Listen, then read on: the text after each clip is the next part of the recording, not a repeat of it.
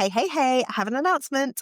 We are fast approaching episode 300 of the Career Changemaker podcast. And to mark this milestone, we are going to be hosting a live podcast recording in London. And I am inviting you to come and join us. You're going to see the behind the scenes of me interviewing amazing guests. And we're going to be opening up the floor for Q&A and some spot coaching and then some networking. So I would love to get to meet you in person, have you meet other people inside of this amazing career change maker community and just celebrate with you. Whether you've listened to one episode or the 300 episodes or anywhere in between, I am so grateful that you are part of this community and I'd love to celebrate with you live. So it's taking place at the end of November. Details can be found in the show notes. So click the link. Get your ticket. There are limited spots, literally only 30 spots available. And I would love to see you take up one of those seats. So go and grab your ticket. Welcome to the Career Changemaker podcast, where we focus on owning your career journey and making impact through the work that you do. Whether you're looking to pivot, transition into leadership, or reimagine your career completely, this podcast is for you. We'll unpack career development strategies, leadership insights, and the mindset shifts needed to thrive in your career.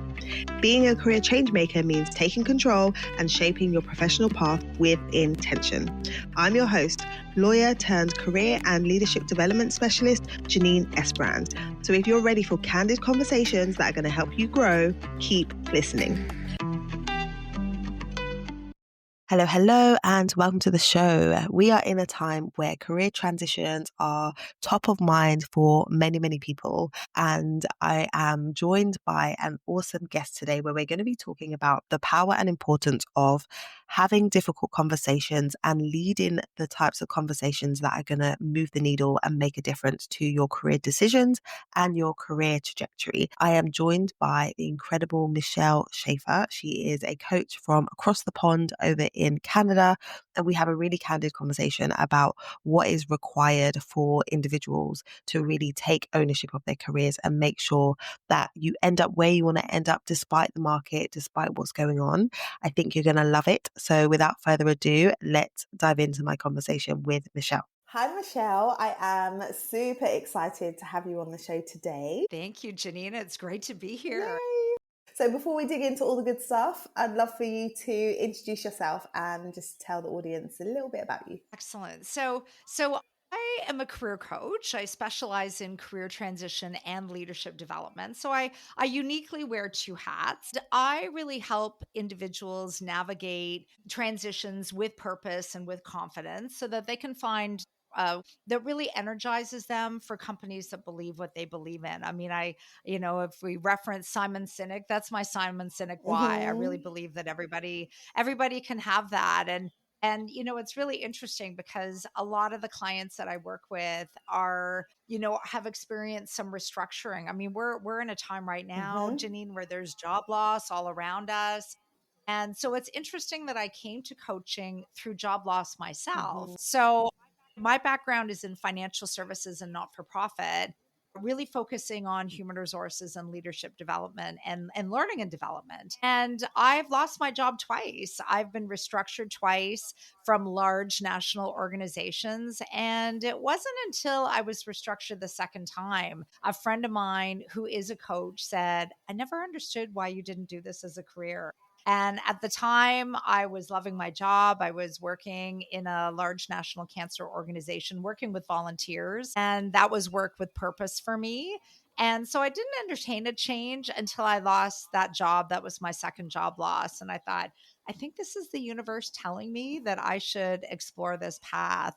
And so I did. I started networking with other coaches, figuring out, why do people coach? What are some of the ways that you can add value to individuals who are needing support at different times in their lives? And I realized that this was something that I wanted to do, not just off the corner of my desk, but something that I wanted to be more part of my career. And so I started my coaching practice 10 years ago, actually, which is exciting. And who would have thought? I never would have thought I would have owned my own practice, but it's something that I never look back on. And it's something that gives me just deep fulfillment every day. Yay, I love it. You're a woman after my own heart. in terms of your journey. And it's so interesting, right? Because I work with similar clients to you, and what I find often is when they are in the exploration phase around thinking, what else they might do, often one of the things Yeah. that they think is like coaching, because I've now had this experience and it's been so impactful for me. What does that even look like? And it's interesting because when I tell clients, you should go out and do informational interviews and like find out about different options, they're always Absolutely. like, can I do one on you? Because I want to learn about what coaching is. And I think it's Yeah. great. I think it's Fascinating.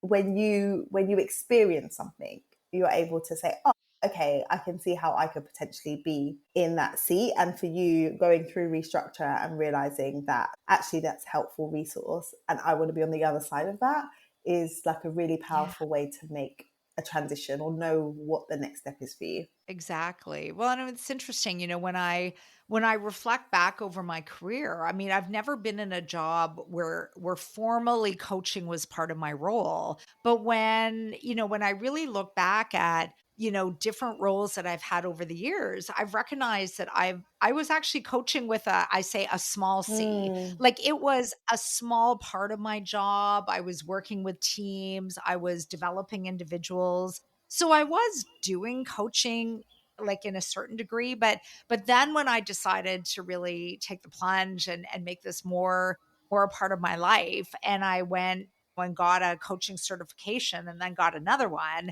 I realized mhm. then I was coaching with a capital C, like Right. now I have a method, I have some education behind me, and it's something that now is, yeah, this is full time for me. When I talk to people about why I got into coaching, one of the things I always say is there's just absolutely no regrets. I mean, I just literally never look back and question why I got into this. I mean, when every day I can help somebody navigate a new path in their career or help them have really challenging conversations with their leaders, these Mm, are things that are empowering people and allowing them to yes. take steps forward in their career development. So, it's something that is a gift, and it's something that people have said that, it's just such a big add-on. It's such a big reward for them to be given some tools that they can Mm, bring into their own career development. It's something that yeah. serves you for the rest of your life.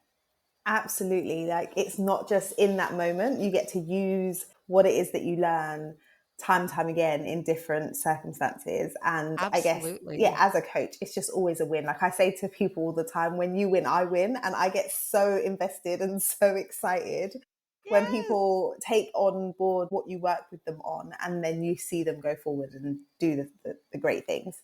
for sure. I love that you mentioned kind of helping people around difficult conversations, Yeah. because I'd like us to spend some time there. One of the things that I've noticed working with various clients, especially women, is there is kind of a reservation or a reluctance to have certain conversations in the workplace. And sometimes people Yeah. just have their head down and they have their heads down and they're hoping for the best in terms of how their careers are going to progress or how a situation Yeah. is going to change, and it doesn't always change or it doesn't always improve. So Yeah. let's talk a little bit about having that agency and taking that ownership over where things are going to go through having conversations. Yeah, for sure. I mean, and it's such an important topic because where I see it especially gain some big importance and some big prominence is when individuals are, like you said, Janine, like things are not really going so well. Maybe you're not so happy and you're starting to figure out what you're going to do. And so where I see that this is a big topic is some people actually decide I'm just going to leave. Like they actually start Mm, looking elsewhere, they start to apply for jobs, they start to talk to people about other opportunities, but yet there's no work that's been done to explore within the organization itself. What kind of conversation could I have with people where maybe things would get better if I actually initiate those conversations? And one of the things that might be a surprise to a lot of people is the whole idea of developing your career it's not your leader's responsibility. I Mhm. hear this sometimes from clients that say, when, like, for example, if I ask them, well, why are you looking to leave? And they'll say to me, well, there's no development opportunities. And I'll ask them, so tell me what kind of conversations you've had to explore what might be possible in your organization. Well, the answer is 0. none. There were no conversations. And Mm. sometimes, even further to that, the response that comes back is, well, but my leader's never given me any opportunities to develop. The thing is, it's a leader's responsibility to support career development, but it's our responsibility as team members and as employees to actually take the lead on developing our career. So, one of the things that I'll say to individuals who might be not so happy, maybe are thinking of leaving, is I'll ask them to do some reflection first. And this is something that may not come naturally to a lot of people because in our careers, we go with the flow. That's usually what I see. And Janine, maybe you've experienced this yourself, where we get a promotion, and so we just go to that job. Or a friend of ours says, "Oh, you'd be a great fit for this," and then we go and apply for that job. Or a manager says, "Oh, I think this will be the next great step for you," and so then we just go and do it. But we just go and do these things without really taking a step back and thinking about what's important to us and how do these opportunities align with what we see for ourselves. So, the very first step before even having a conversation with a leader or exploring other opportunities internally is to reflect on a few things. Number one, what is the work that gives you energy? Like, when you're really honest with yourself and you think specifically about the times over your career where you got really fired up, you got lit up about Mm. your work, and you wanted to do more of those things. What were you doing and why were you excited about it? So that's like number one to assess for yourself. The second thing to assess is what work drains you. It's the flip of that.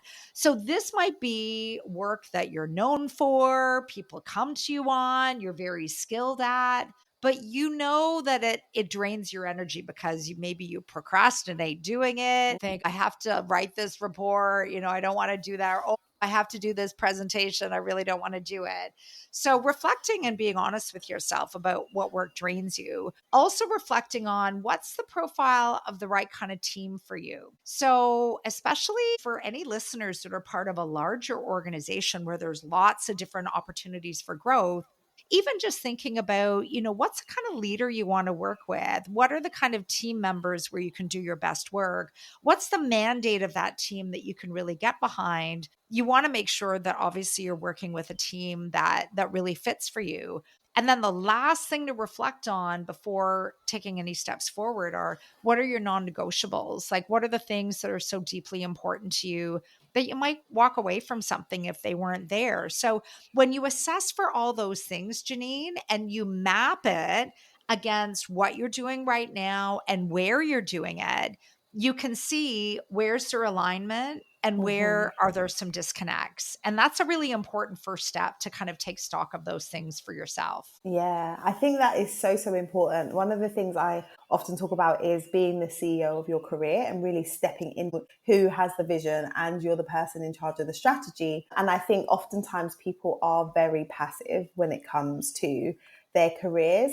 And the thing about not exploring your organization in the way that you just described is that sometimes you can just leave without having a conversation and find yourself in a very Mm, similar situation in 6 months or a year's time because you haven't dealt with the fact that actually you need to have difficult conversations and you're going to go somewhere else and there will be other things. It could be exactly the same circumstance or it could be something different, but yeah. you have to be able to do it rather than just say, okay, I'm not dealing with these people, I'm going somewhere else. Like, people are people everywhere. Exactly, exactly. And you made a really good point about when you don't take stock of these things, you could leave. That old saying, the grass is always greener on the other side. Well, you might find out that the grass is just as burnt on the other side as it is where you are, which is not going to increase your career fulfillment. It's not going to advance your career. So, once you've taken stock of what's important to you, the next step, and this is the brave, courageous step, is to book a conversation with your leader, and not, just book a conversation and make them guess about what it is that you're going to be talking about. You can call it, career development conversation or career development exploration. A lot of people will wait until their performance review. Mm. And some people don't even get a performance review once a year. So then there's never a conversation that happens. But, if you are an individual who has participated in performance reviews, you'll know that oftentimes there's a question, usually towards the end of the performance review. So, where do you want to be in 2 years' time? Or what would you like to do as your next step? And maybe your manager is going to give you 2 minutes or 5 minutes to have this conversation. Well, 5 minutes to talk about the next several years in your career is really not a lot of time. So, this is where I'll recommend, don't just wait until the end of the year. Do book a conversation that isn't 5 minutes, a full 30 minutes. And in this conversation, you can use it as an opportunity to share with your leader what you've come to realize about your work that really energizes you. Like, let your leader know the kinds of things you're already enjoying, because I think it's important that they know that. It's also important for your leader to understand, what aspects of your work you can do and you can do well. It's just not the thing that really gets you out of bed in the morning and gets you excited. And then with the follow up question, what kinds of opportunities would there be within the organization to do more work that gives you Mm. energy, to do more work that fires you up? And when we approach the conversation with an open ended question, asking, what kind of opportunities might there be internally to explore?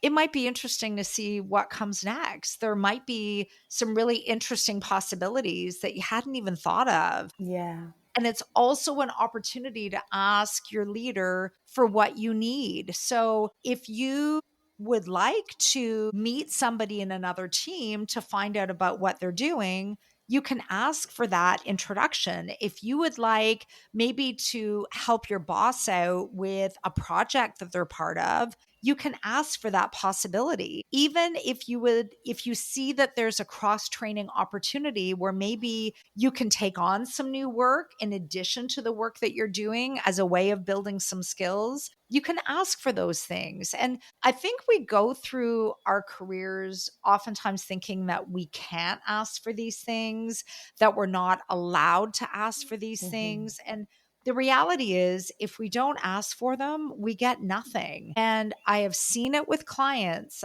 especially those clients who maybe were thinking of leaving, that when they ask for some new work, some different work, the chance to learn from another team, they increase their knowledge. And knowledge is power in life and in our careers, where Yeah. now we know a little bit more about what other teams are doing. And there might be some interest that sparked where we can see ourselves doing some work ongoing with a different team in a different capacity, just simply by asking and having the conversation. Yeah. I think it's so important to recognize that nowadays organizations don't necessarily expect people to be in a role and stay in that role for 10, Yeah. 20, 30 years. And so Yeah. when you think about the bigger picture, it's a long process to hire somebody new. So they would Yeah. much rather allow somebody to move internally than have to go out to the market and find someone that they don't know how that person is, they don't know what their Yeah. work ethic is like.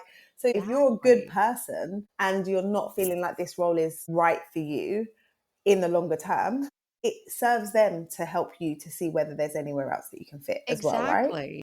Well, and I mean, this is a really good point, because you can bring that into your conversation, show your leader, like articulate that this is a company that you want to be with for a number of years. And this is an organization where you see that your skills can be used to great purpose here. And you see that there are opportunities where you can continue to add value. And so that's why you're having this conversation with them, because you want to build on that value. You want to bring that value to new places within the organization. And you're asking for your leader's assistance to expose some opportunities, like help you understand what other possibilities might exist that would be really good matches for your skills and your experience.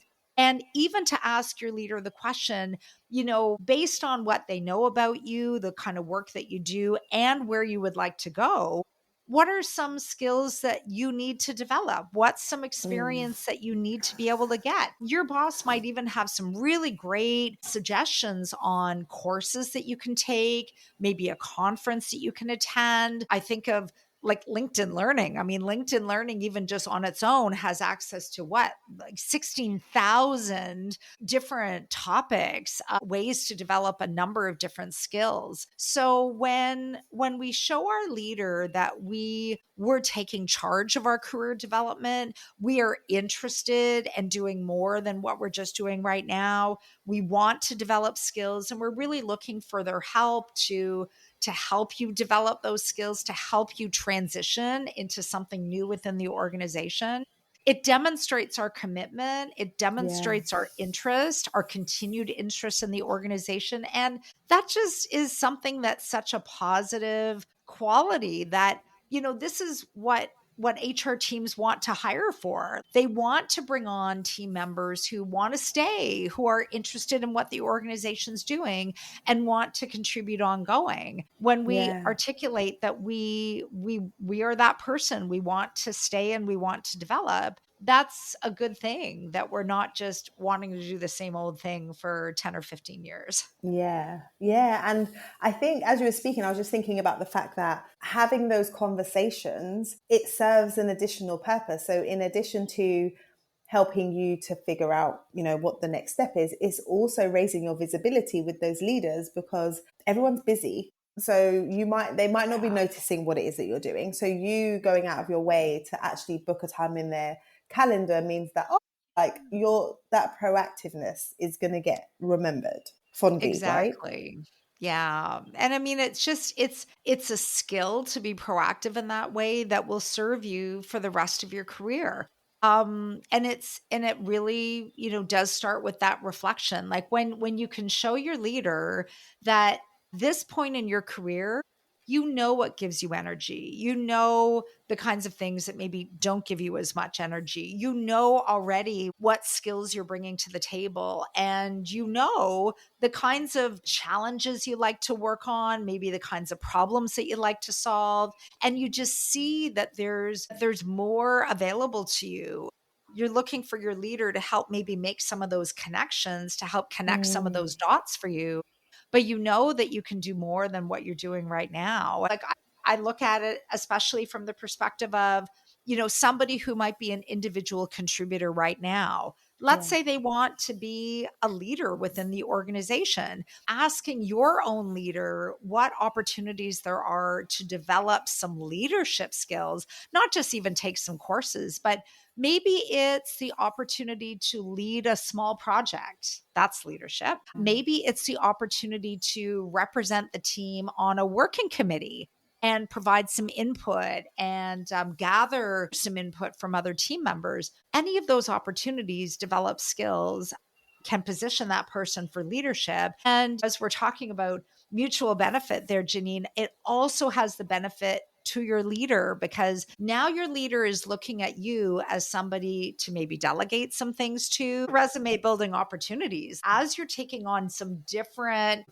areas of accountability, different areas of responsibility. These are things that you add to your resume. It also releases your leader from maybe having to participate in some of those things. It gives them some time on their calendar to look after some more strategic things that maybe they need to look after that maybe they haven't had a chance to up until this point.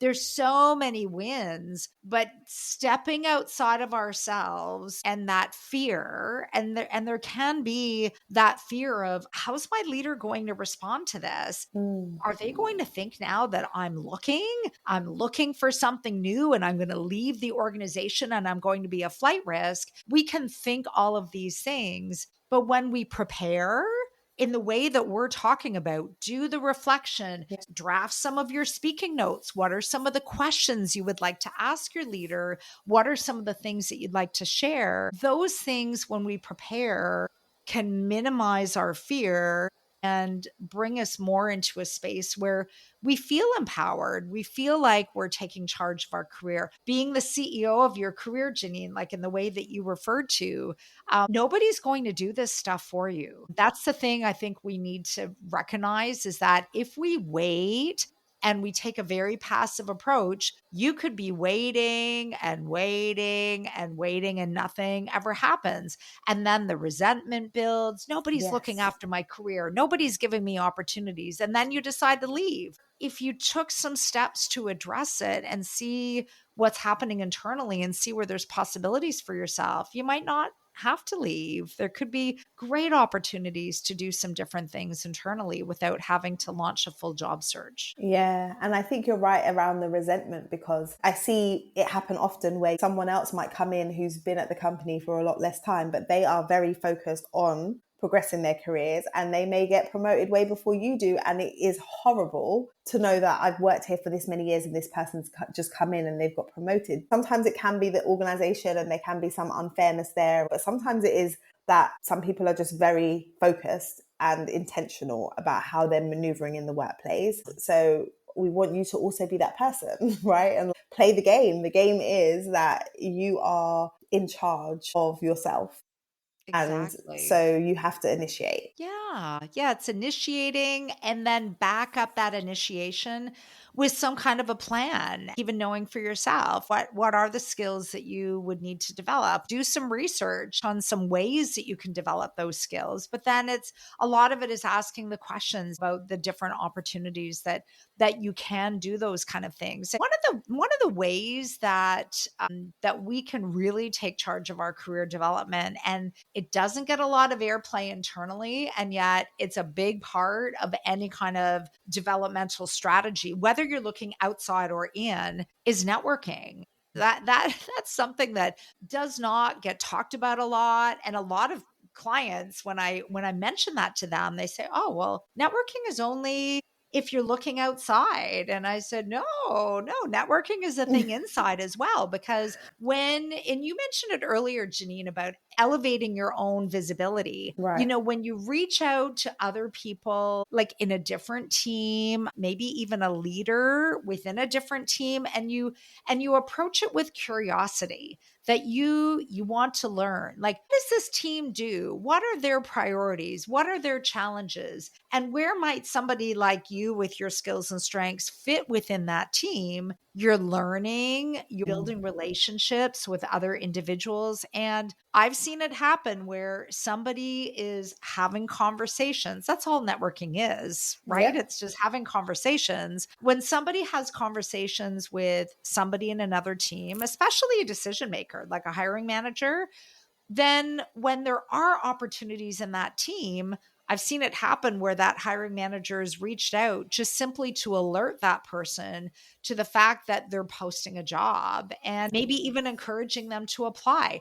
Those things could never, ever happen had the conversation not happened in the first place. That is a step that really can open up some doors. It can bring new knowledge. It can allow you to realize, oh, there's opportunities, and here are some ways that I can position myself for that. That can be a game changer for your career development internally. Absolutely.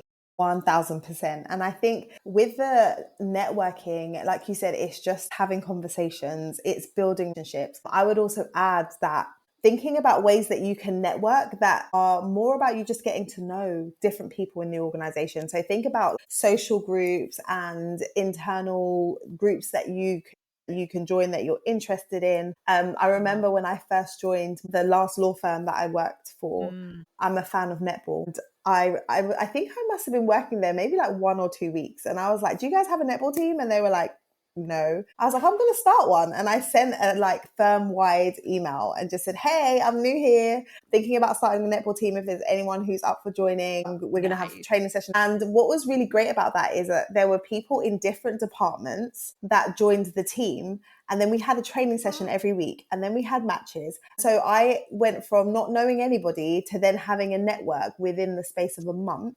So then on transactions, because I was a corporate lawyer, I needed to draw on people in different departments. It's easy for me to pick up the phone, hey, I need this by this deadline. Because now I always share that with people because I didn't start the team because I had something in mind, but I knew only good can come of me knowing people across the organization. Exactly. I love that story because, I mean, something really got born out of nothing. There was nothing to start and you created something. But you mentioned the key word, relationships. And that's what it's all about, right? When we're having conversations. And it's not about us pushing ourselves and learn all about me and what I'm all about. It's not about that at all. It's quite the reverse. I would say Exactly. that's probably the biggest misunderstood thing about networking, a big myth that, oh, I have to sell myself. And a lot of people don't like to do that because I think there is a negative connotation to some people's experiences. That idea of going to an event and somebody thrusting a business card on you and starting to, Yeah. talk all about their product and how they can help. I think we've all had those experiences and yeah, they're not particularly pleasurable. So then we develop this association with the activity. But when we really just strip it down and we think, okay, this is about having conversations and building relationships. And we do that every day. Like we do it we do it in work, Yeah. certainly in the context of our roles in our organizations, but we do this in our lives. Maybe we're at the grocery store and we start talking to somebody behind us in line. Well, that's a conversation. Or a new neighbor moves in beside us and we introduce ourselves. That's a conversation.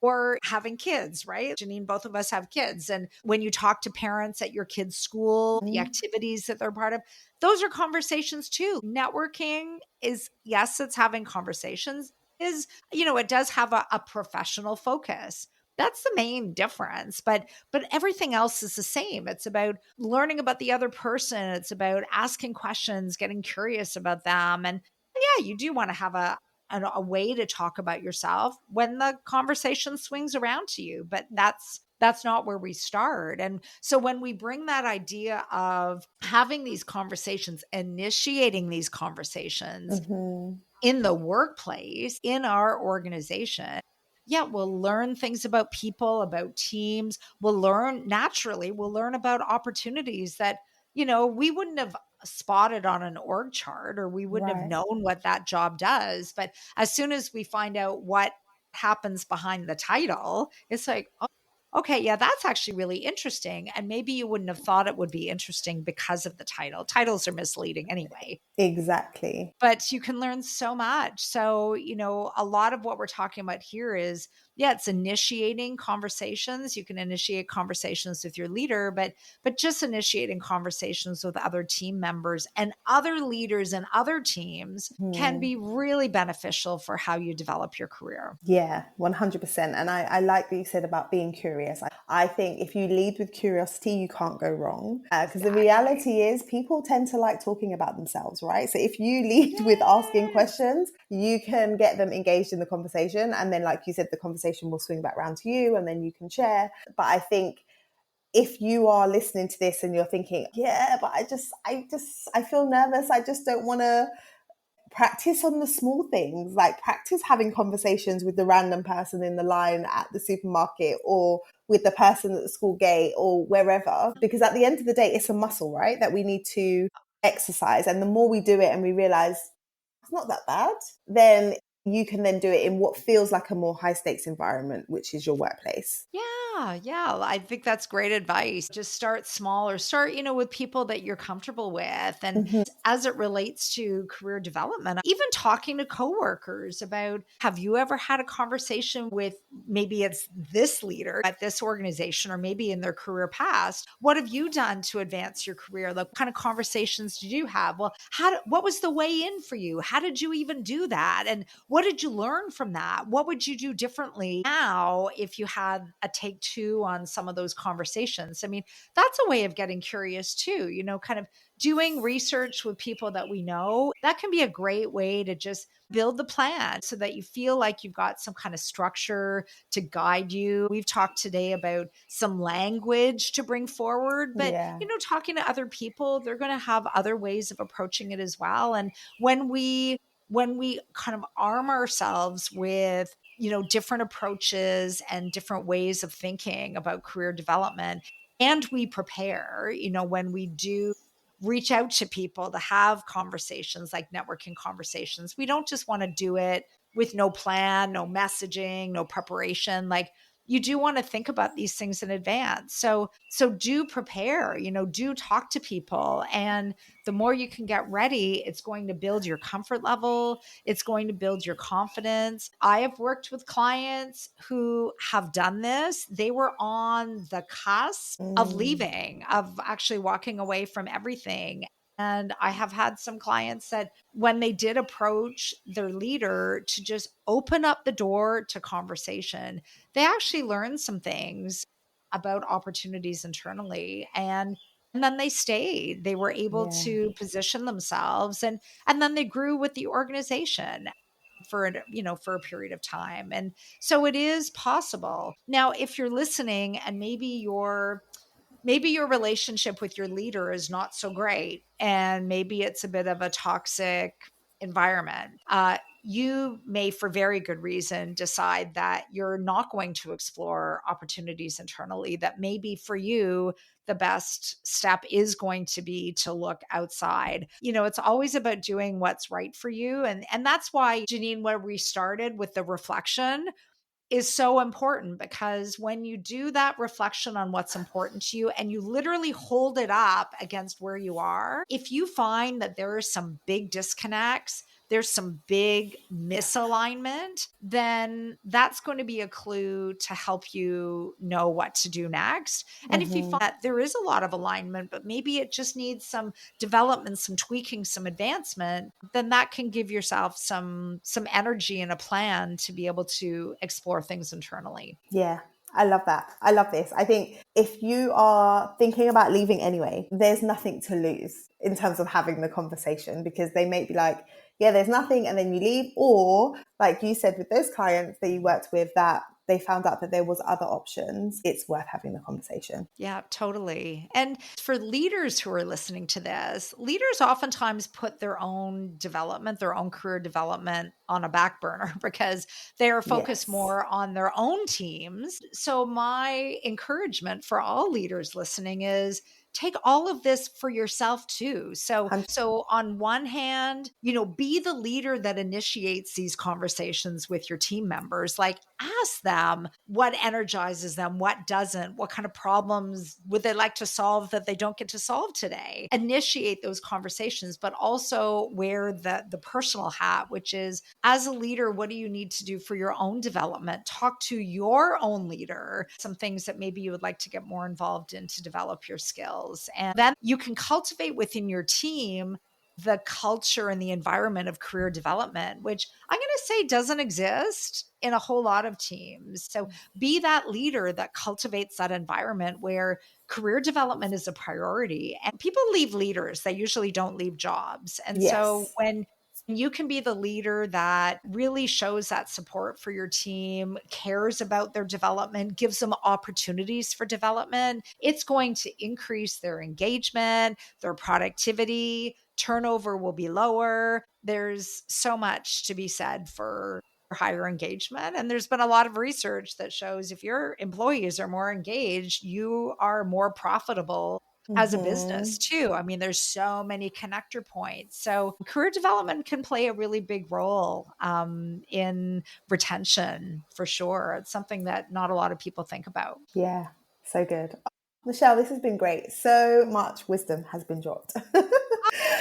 We could talk for hours about I know. this. I get geeked out on this stuff. I'm like, yes, everyone needs to know this. If people want to connect with you, learn more about your work and all of that jazz, where should they go? Absolutely. Well, there's a few places. So connecting with me on LinkedIn, I write on career development and career transition topics. I would say 5 out of 7 days of the week easily. So you'll learn a lot from me there.